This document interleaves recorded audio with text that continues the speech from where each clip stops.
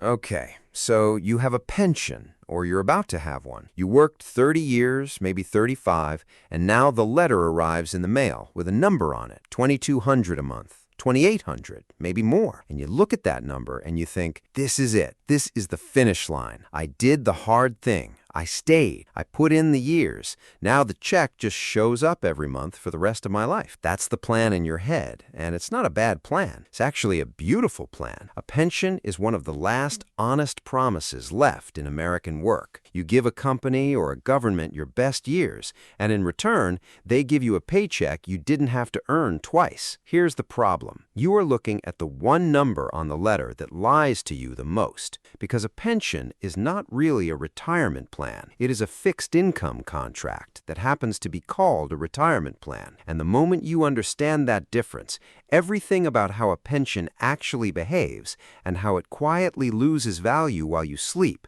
starts to make sense. Let's start with what that number on the letter actually is, because the dollar figure is a lot more complicated than the amount I get every month. There isn't one type of pension. There are broadly two, and the difference between them decides everything about your retirement. The first is a defined benefit pension. That's the one your grandfather had. You retire, and the plan promises to pay you a set amount every single month until you die. The second is a defined contribution plan pretending to be a pension. That's your 401k, your 403b, your IRA. It's a pile of money with your name on it, and when the pile is gone, the pile is gone. People use the word pension for both. They are not the same animal. One is a promise, the other is a pile. Now, let's talk about the promise, because that's where most people start. The average private defined benefit pension in the United States pays around $950 a month. The median is closer to $11,400 a year. Government pensions pay more, sometimes double. Social Security in 2026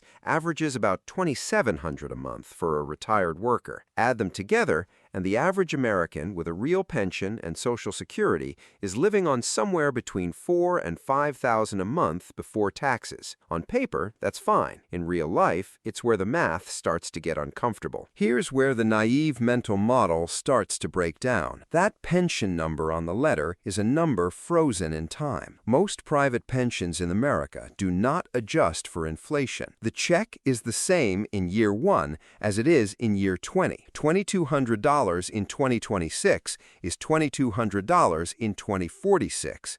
Except in 2046, $2,200 buys you what about $1,100 buys you today. At 3% inflation, your pension quietly loses half its purchasing power in roughly 24 years. You didn't lose the money. Nobody stole it. The number on the check is exactly the same, but the world around the check got more expensive, and the check didn't move. This is the first trap. Retirees see the fixed number and they feel safe. Fixed feels like stable. In the language of economics, fixed is the opposite of stable. Fixed means every year that passes, you can afford a little less. And the people who understand this, the retirees who plan around it, they don't spend their pension. They protect it. They treat it like a floor, not a ceiling. Now let's talk about the second gear of the machine, which is the pension itself surviving. Because here's the dirty secret nobody puts on the letter. Your pension is only as safe as the entity paying it. Corporate pensions get frozen. They get sold.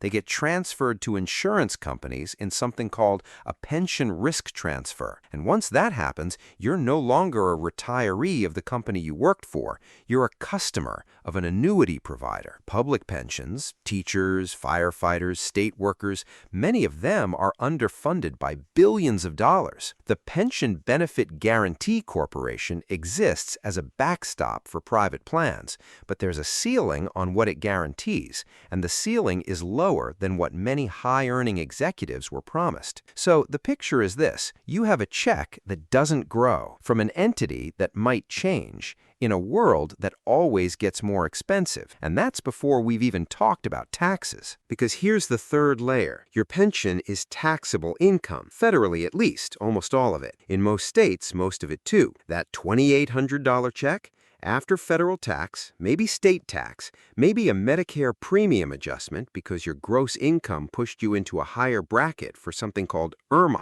you might actually see $2,200, sometimes less. Retirees plan around the gross number and live off the net. The gap between those two is where most retirement budgets quietly fail. Now here is where it gets interesting because the pension has a hidden feature almost nobody talks about. It removes one specific risk that destroys retirees without pensions. It removes sequence of returns risk. If you retire on a pile of money in a 401k and the market drops 30% in your first 2 years, you are in serious trouble. You're selling shares at the bottom to pay for groceries, and those shares can never come back. That single sequence, bad markets early, is the #1 reason retirees run out of money. A pension doesn't care about the market. The check comes.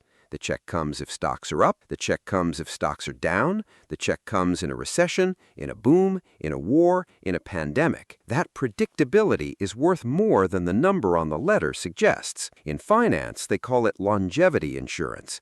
In plain English, it means you cannot outlive the base of your income. That's the math nobody teaches you. A modest pension that pays for life is often worth more than a much larger lump sum because the lump sum has to survive the market and you. The pension only has to survive the payer. So what does a smart retiree with a pension actually do? They don't treat the pension as their income, they treat it as their foundation. The pension pays the fixed costs, the mortgage or rent, the utilities, the insurance, the groceries, the boring monthly bills that don't change. Then Social Security stacks on top of that, and whatever savings they have, the 401k, the IRA, the taxable brokerage, that money is not for bills. That money is for inflation, for health care, for the years the pension is quietly losing to time. It's the growth engine that keeps the floor from sinking. The retirees who struggle are the ones who did the opposite. They saw the pension check and Social Security check and said, "That's my income." They spent every dollar. They didn't save alongside. And 10 years in, when the check that used to cover the mortgage now only covers half of it, they had nowhere to reach. Here's the last piece, and it's the piece almost nobody wants to talk about. A single life pension pays more per month than a joint life pension. That's just math. If the pension only has to cover one life, it can pay more each month than if it has to cover two. So couples get to the pension paperwork and they see the difference.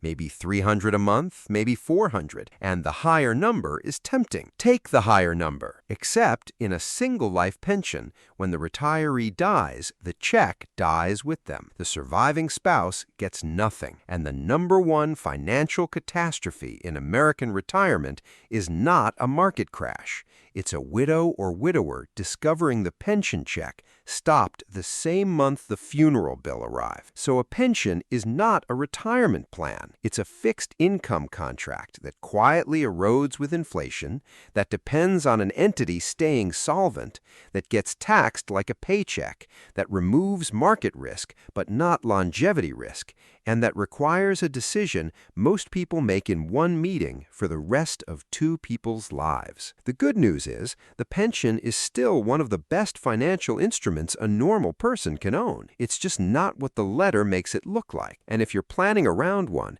remember the one thing that actually determines whether it works. It was never really about the number on the check. It was about everything you built around the check to protect it from time.